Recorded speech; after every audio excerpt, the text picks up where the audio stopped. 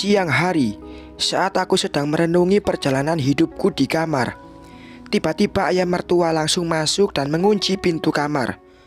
"Pah, gimana kalau ada yang lihat papa di sini?" Aku panik dan langsung menghampirinya. "Kenapa? Apakah kamu hanya mau mempermainkan aku saja?"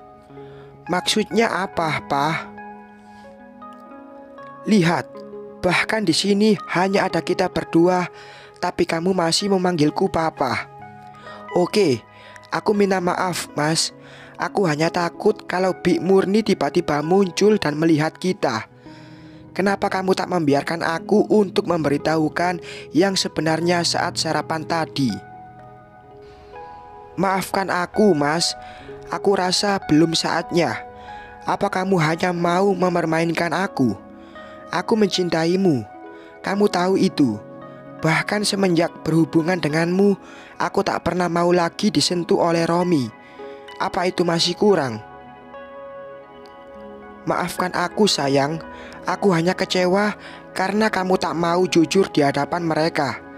Ayah mertua langsung menarikku masuk ke dalam pelukannya. "Bersabarlah, Mas.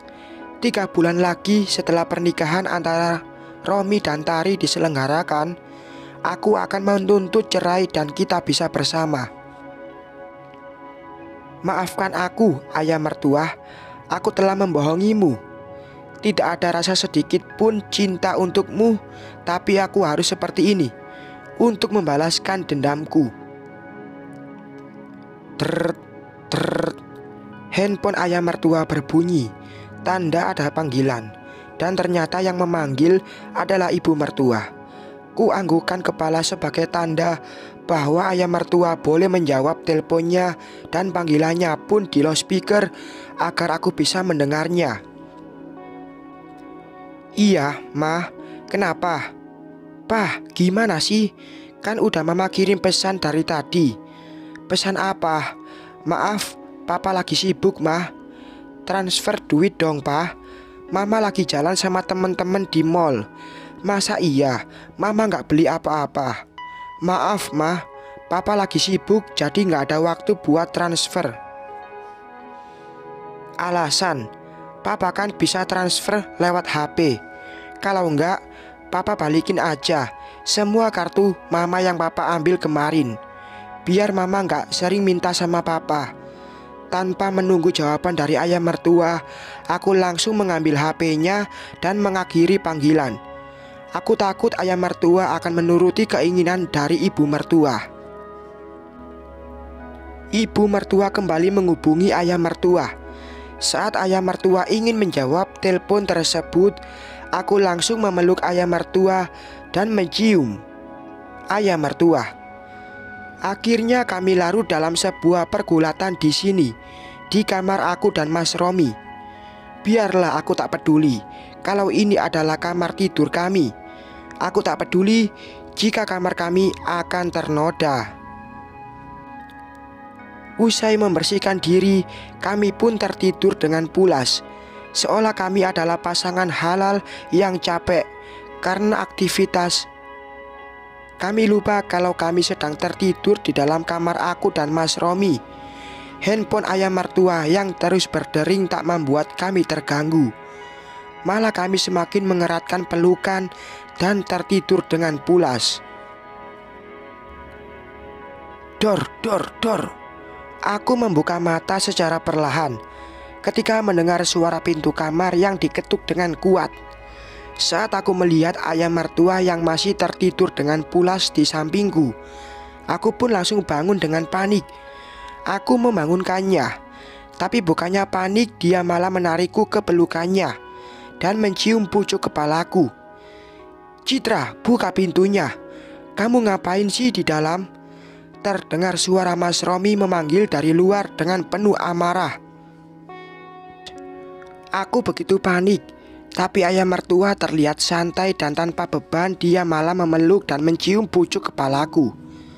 Tiba-tiba layar HP-ku menyala, tanda ada pesan masuk. Saat ku lihat isi pesan tersebut, aku langsung tersenyum. "Ngapain kamu ganggu ketenangan aku, Mas?" teriakku lantang dari dalam kamar. Aku mau masuk ke dalam. Lagian kamu ngapain sampai pintu kamar pakai dikunci segala?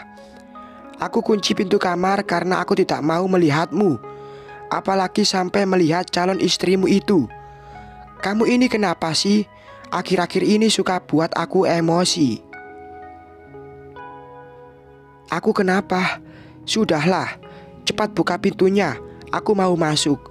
Aku ingin ganti pakaian dan setelah itu aku akan pergi. Tidak bisa. Aku tidak akan mengizinkan kamu masuk. Enak saja. Kamu pulang ke rumah dengan membawa calon istrimu. Bahkan kau menggedor-gedor pintu dan meneriakku. Aku tidak mau melihat mukamu. Aku hanya ingin ganti pakaian. Silahkan cari pakaian ganti di tempat lain, tapi tidak di kamar ini. Cepat bawa pergi perempuan itu dari sini sebelum aku semakin marah. Hening. Aku tak lagi mendengar suara Mas Romi. Mungkin dia sudah kembali ke ruang tamu. Aku bisa bernapas lega karena akhirnya Mas Romi tidak jadi masuk ke kamar. Seandainya tadi Mas Romi jadi masuk ke kamar, aku tak tahu apa yang akan terjadi. Sepertinya aku harus berterima kasih kepada Bik Murni karena pesan yang dikirimnya dapat membuat aku menemukan ide untuk melarang Mas Romi masuk ke kamar. Non Citra yang kuat dan sabar ya, dan Romi pulang sama Non Tari. Itulah isi pesan dari Bik Murni. Mas, kamu akhir-akhir ini kenapa sih? Aku yang ingin ke taman samping tak sengaja mendengar perdebatan ayah mertua dan ibu mertua. Kenapa? Gimana maksud kamu? Kamu aneh, Mas. Semua kartu kredit dan ATM aku kamu sita. Setiap panggilan telepon dari aku kamu abaikan. Kartunya aku simpan dulu karena perusahaan sedang mengalami krisis keuangan. Dan soal telepon, aku akhir-akhir ini sangat sibuk. Bohong kamu, Mas. Dulu sesibuk apapun kamu tak akan pernah mengabaikan telepon dari aku. Tapi sekarang apa? Tadi aku telepon hingga berpuluh-puluh kali, tapi tidak kamu angkat. Aku kan sudah bilang kalau aku sedang sibuk karena perusahaan sedang mengalami masalah. Aku nggak percaya, Mas. Pasti kamu ada main gila sama perempuan lain. Iya kan? Kamu seperti orang yang sedang stres, ngomongnya ngelantur kemana-mana. Iya, aku sedang stres, bahkan hampir gila. Aku bisa terima ketika kamu tidak mencintai aku dan kamu tidak mau menyentuh aku. Aku tidak apa-apa dengan semua itu. Yang terpenting kamu tidak cuek dan mengabaikan aku. Tapi akhir-akhir ini sikap kamu berubah. Kamu seolah tak mau peduli dengan aku dan anak-anak. Sudahlah, oke, aku minta maaf. Kulihat ayah mertua berusaha menenangkan ibu mertua dengan mengelus lengannya. Aku merasakan sakit hati yang luar biasa. Perasaan apa ini? Bukankah aku tidak mencintai ayah mertua? Aku langsung mengambil HP dari kantong celana. Ku kirimkan pesan pada ayah mertua bahwa aku menunggunya di kafe merah.